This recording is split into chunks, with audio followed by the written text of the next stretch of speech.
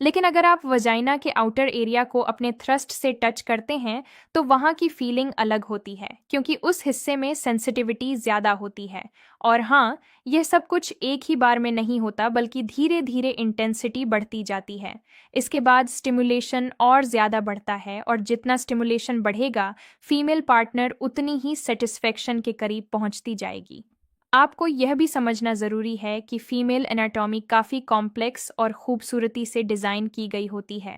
सिर्फ main act पर focus करके आप उस मैक्सिमम प्लेजर तक नहीं पहुंच सकते जिसकी आपकी पार्टनर हकदार है। कई कपल्स यहाँ गलती कर देते हैं कि वे इस खास मोमेंट में आपसी बातचीत यानी कम्युनिकेशन को इग्नोर कर देते हैं, जबकि इंटीमेसी के दौरान पार्टनर के साथ आई कांटेक्ट बनाना और उनकी सांसों की रफ्तार को महसूस करना भी एक अहम स्किल होती है। जब बॉडी में ऑक्सीटोसिन और डोपामाइन जैसे लव हॉर्मोन्स रिलीज होते हैं, तभी असली प्लेजर का एक्सपीरियंस होता है। इसलिए आपका हर टच अपने आप में एक सिग्नल होता है, जिसे आपको अपनी पार्टनर के इशारों से समझना आना चाहिए। फोरप्ले सिर्फ एक शुरुआत नहीं है, बल्कि यह पूरे एक्सपीरियंस का सबसे इम्पॉर्टेंट हिस्सा होता है, जो एक मजबूत बेस तैयार करता है। सही लुब्रिकेशन और बेडरूम का शांत और रिलैक्सिंग माहौल इस पल को 10 गुना ज़्यादा बेहतर बना सकता है। अगर आप अपनी पार्टनर की बॉडी लैंग्वेज को पढ़ना सीख लेते हैं, तो आपको उनसे बार बार पूछने की ज़रूरत ही नहीं पड़ेगी कि उन्हें कैसा लग रहा है। हर महिला की अपनी अलग पसंद होती है, जो एक के लिए सही है, जरूरी नहीं कि दूसरे के लिए भी वैसी ही हो। इसलिए प्यार के साथ नई चीजें ट्राई करना और थोड़ा एक्सपेरिमेंट करना आपके रिश्ते को बोरियत से बचाता है। पूरी तरह रिलैक्स रहना और उस पल को फील करना सबसे ज्यादा जरूरी है, न कि उसे सिर्फ एक टास्क की तरह खत्म करना। जब आप दोनों एक ही रिदम में होते हैं, तो जो एनर्जी बनती है वह दोनों को गहराई से सेटिस्फाई करती है।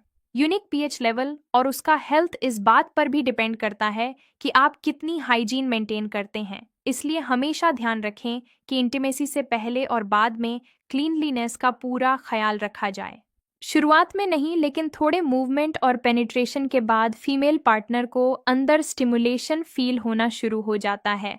शुरू में तो उसे बस इतना लगता है कि कुछ अंदर जा रहा है और बाहर आ रहा है, लेकिन धीरे धीरे वह आपकी फीलिंग को भी महसूस करने लगती है। जैसे जैसे वह लिंग के अंदर बाहर होने के सेंसेशन को एक्सपीरियंस करती है, वैसे वैसे सेंसिटिविटी, स्टिमुलेशन और सेटिस्फेक्शन बढ़ता जाता है। और यह बढ़ती हुई फीलिंग उसे गहराई से महसूस होने लगती है, क्योंकि तब तक अंदर का जो हिस्सा होता है वह प्रॉपर तरीके से लुब्रिकेट हो चुका होता है। योनि में नेचुरल ल्यूब आ जाता है, जिससे मूवमेंट्स स्मूथली होने लगते हैं। इसके बाद फीमेल पार्टनर अपनी बॉडी के जो भी रिस्पॉन्स होते हैं उन्हें ज़्यादा क्लियर तरीके से फील करने लगती है, और यह पूरा प्रोसेस कुछ ही सेकंड्स में धीरे धीरे बेहतर होने लगता है। अगर कोई यह कहे कि 30 सेकंड या 1 मिनट में पूरा सेटिस्फेक्शन मिल सकता है, तो यह बिल्कुल सही नहीं है। कोई भी फीमेल पार्टनर इतनी जल्दी पूरी तरह सेटिस्फाई नहीं हो सकती। उसे फुल सेटिस्फेक्शन तक पहुंचने के लिए पेनिट्रेशन के दौरान कम से कम 3 से 5 मिनट का समय ज़रूर लगता है। साथ ही यह बात भी ध्यान में रखें कि जब आप कोई भी पोजीशन शुरू करते हैं, उससे पहले अच्छे से फोरप्ले के जरिए उसे इन्वॉल्व करना बहुत ज़रूरी है। उसके बाद ही पेनिट्रेशन करना चाहिए। पहले उसकी फीलिंग्स को सही तरह से स्टिमुलेट करें, ताकि वह पूरी तरह एक्साइटेड और हाईली अराव हो जाए। फिर जब आप पेनिट्रेशन करते हैं, तो शुरुआत से ही फीमेल पार्टनर लिंग के मूवमेंट और बनने वाले फ्रिक्शन को बेहतर तरीके से महसूस कर पाती है, क्योंकि तब तक क्लिटोरल नर्व्स पहले से ही एक्टिव और स्टिमुलेट हो चुकी होती हैं, जिससे प्लेजर और बढ़ने लगता है। यह प्लेजर इस तरह बढ़ता है कि इंटरनल वजाइनल वॉल की सेंसिटिविटी भी धीरे धीरे ज्यादा होने लगती है। आप महसूस करेंगे कि सेंसेशन अंदर तक पास हो रहा है और एक सॉफ्ट, मीठी सी फीलिंग बनने लगती है। इसका मतलब होता है कि स्टिमुलेशन काफी अच्छा हो चुका है।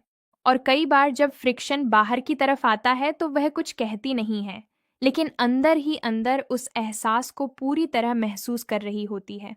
फिर एक ज़रूरी बात ध्यान में रखें कि साइज से ज़्यादा इम्पॉर्टेंट हाई क्वालिटी फीलिंग होती है।